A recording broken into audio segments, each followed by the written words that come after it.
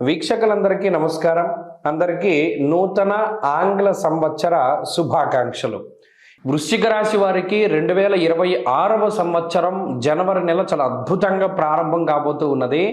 ప్రత్యేకించి గురుబలం లేకపోయినా, అర్ధాష్టమ రాహు దోషమున్నా, శనిగ్రహం యోగించకపోయినా, అనగా దీర్ఘ సంచార గ్రహాలు 3 ప్రతికూలంగా ఉన్నా కేవలం ఈ రాశి వారి కోసమే అన్నట్టు పంచగ్రహ కూటమి అనేటువంటిది ఏర్పడబోతూ ఉన్నది.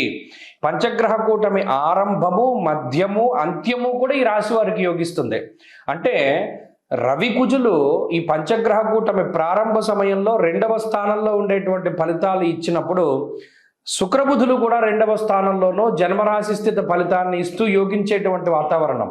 అలాగే పంచగ్రహ కూటమిలో భాగంగా తృతీయ స్థాన స్థిత రవి కుజులు 15వ తారీఖు నుండి మాసాంతం వరకు కూడా 3వ స్థానంలో రవి కుజులు యోగించేటువంటి పరిస్థితి. దానివల్ల ఏమవుతుందండి, ఆరోగ్యం నిత్య సంతోష బంధుమిత్ర సమాగమ అన్నారు. అంటే ఈ నెలలో ఈ పంచగ్రహ కూటమి ద్వారా వృశ్చిక రాశి వారికి ఆరోగ్య పరిస్థితులు మెరుగుపడతాయి. నిత్య సంతోష, ప్రతిరోజు సంతోషంగా ఉండగలుగుతారు. బంధుమిత్ర సమాగమ, బంధువులతోటి మిత్రులతోటి ఆనందదాయకమైనటువంటి వాతావరణం ఉంటుంది. చాలా అద్భుతమైనటువంటి కలివిడితనంతో అందరినీ కూడా పలకరిస్తూ ఆనందంగా నచ్చింది చూస్తూ, కావలసింది తింటూ, ఎక్కడికి వెళ్ళాలంటే అక్కడికి వెళ్ళగలుగుతూ చాలా స్వేచ్ఛాయుతమైనటువంటి వాతావరణం ఉండబోతూ ఉన్నది ఈ వృశ్చిక రాశి వారికి జనవరి నెలలో. ఇది చాలా అద్భుతమైనటువంటి గ్రహస్థితి. కాబట్టి పంచగ్రహ కూటమి అందరికీ చెడు చేసినా ఈ రాశి వారికి మాత్రం చెడు చేయడం లేదు, మంచే చేస్తూ ఉన్నది. అలాగే తృతీయ స్థానముందు ఉండేటువంటి కుజుడు కూడా ఇష్టసిద్ధి సదారోగ్య అన్నారు. అలాగే నచ్చినటువంటివి, కావలసినటువంటి వాటిని కొనుగోలు చేసుకోగలిగేటువంటి ఆర్థిక స్తోమతకి కూడా ఈ గ్రహస్థితికి అవకాశం ఉంటుంది. చాలా అద్భుతమైనటువంటి ఫలితాలను చెప్పారు. అలాగే ఇక్కడ ఒక విషయాన్ని గమనించండి, చంద్రుని యొక్క బలం ప్రామాణికంగా కూడా తీసుకోవాలి. ఈ మాసంలో వచ్చేటువంటి చంద్రబలం కూడా ఈ రాశి వారికి విశేషంగా అనుకూలిస్తుంది. ఇక్కడ తృతీయము అంటే ఉపచయ స్థానం. ఉపజయ స్థానంలో ఉన్నటువంటి పంచగ్రహ కూటమి ఎదుగుదలని ఇస్తుంది. ఆరోగ్యపరంగా, ఆర్థికంగా, సామాజికంగా, అలాగే ఉద్యోగపరంగా, వ్యవహారికంగా, అన్నిటి పరంగా కూడా ఇది అనుకూలిస్తుంది. ఒక రకమైనటువంటి ధైర్యాన్ని ఇస్తుంది. ఎందుకంటే అది విక్రమ స్థానము అన్నారు, పరాక్రమ స్థానము అన్నారు. దానిలో ఉండేటువంటి గ్రహ సంపత్తి చాలా విక్రమ స్థానంలో పరాక్రమంగా ముందుకు వెళ్ళగలిగేటువంటి స్థితిని కలగజేస్తారు. సహోదరులు, సోదరీమణులు, సోదరులు వీటితోటి సఖ్యత వాతావరణాన్ని ఇస్తారు. అందరూ ఒక చోట ఉండగలుగుతారు.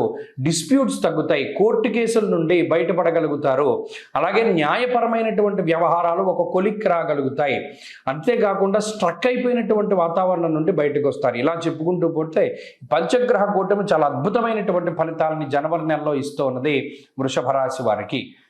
అలాగే ఈ 15వ తారీఖు లోపల ఉండేటువంటి వాతావరణము, మరి 2వ స్థానంలో రవి, 2వ స్థానంలో కుజుడు ఉన్నప్పుడు మరి అక్కడ తృతీయంలో యోగిస్తే ఇక్కడ ప్రతికూలంగా ఉంటారు కదా. అందువలన ఏం చేయాలి అంటే, ఈ 2వ స్థానంలో రవి నిష్ఫలం కృషి వాణిజ్య విత్తరాశిగతేరవవు అన్నది శాస్త్రం. కాబట్టి ఇక్కడ 2వ స్థానంలో ఇన్ని గ్రహాలు ప్రతికూలంగా ఉన్నప్పుడు శుక్రబుధులు యోగిస్తున్నారు. ఇక్కడ ఆల్టర్నేటివ్గా గ్రహాలు యోగిస్తున్నాయి.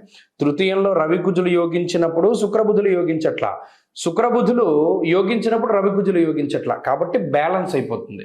కాబట్టి ఎటు చూసుకున్నా వృశ్చిక రాశి వారికి అనుకూలతే. ఈ మాసంలో వీరు మరింత అనుకూలమైన ఫలితాలను సాధించడానికై అష్టమ గురుని యొక్క దోషాన్ని పోగొట్టుకోవాలి. కాబట్టి గురువారాలు చేయండి. ప్రతి గురువారం నాడు శనగలు కానీ, పసుపు రంగులో ఉండే పళ్ళు కానీ, స్వీట్లు కానీ దానం చేయండి. అత్యద్భుతమైనటువంటి ఫలితాలు వస్తాయి. ప్రతిరోజు చదువుకోగలిగినటువంటి స్తోత్రం ఏంటి అంటే దక్షిణామూర్తి యొక్క స్తోత్రము, దక్షిణామూర్తి కవచం కానీ స్తోత్రం కానీ పారాయణ చేయండి.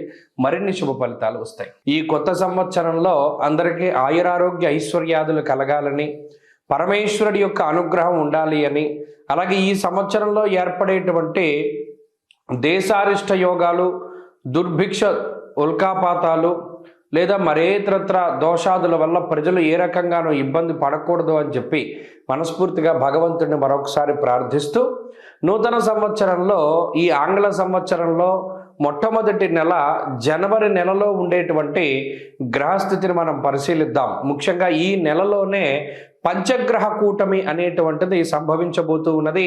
దానికి సంబంధించినటువంటి ప్రభావాలను సైతం మనం విశ్లేషణ చేసుకుందాం. దానికన్నా ముందు సంక్రాంతి ఎప్పుడు చేసుకోవాలి అనేటువంటి దాని మీద కొంతమందికి సందిగ్ధత ఉన్నది. నిజానికి భారత ప్రభుత్వ ఆమోదిత దృగ్గణిత పంచాంగ రీత్యా 15వ తారీఖు నాడు సంక్రమణ పుణ్యకాలము అనేటువంటిది అందరూ గుర్తుపెట్టుకోవాలి.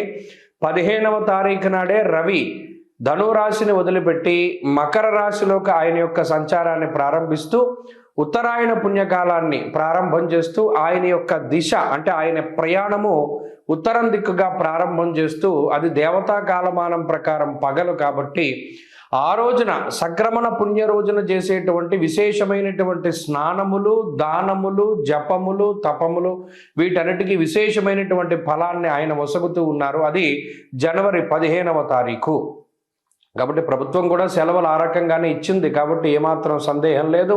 14, 15, 16 పండగలు, ఈ విషయాన్ని దృష్టిలో పెట్టుకోవాలి. ఇక జనవరి నెల ద్వితీయార్థంలో అంటే 15వ తారీఖు దగ్గర నుండి ఏర్పడేటువంటి పంచగ్రహ కూటమి చాలా విశేషంగా దీని గురించి చెప్పుకోవాలి.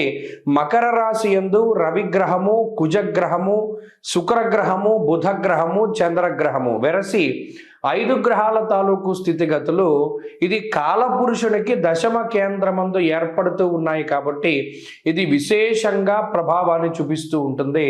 దేని మీద? వృత్తి, ఉద్యోగ, వ్యాపార, వ్యవహార, వ్యవసాయాదులపైన దీని యొక్క ప్రభావం ఉండబోతూ ఉన్నది. అలాగే అగ్నితత్వ సంబంధం ఉన్నటువంటి రవి కుజులు ఇద్దరూ కూడా భూతత్వ రాశి యందు నెలకొని ఉన్నారు.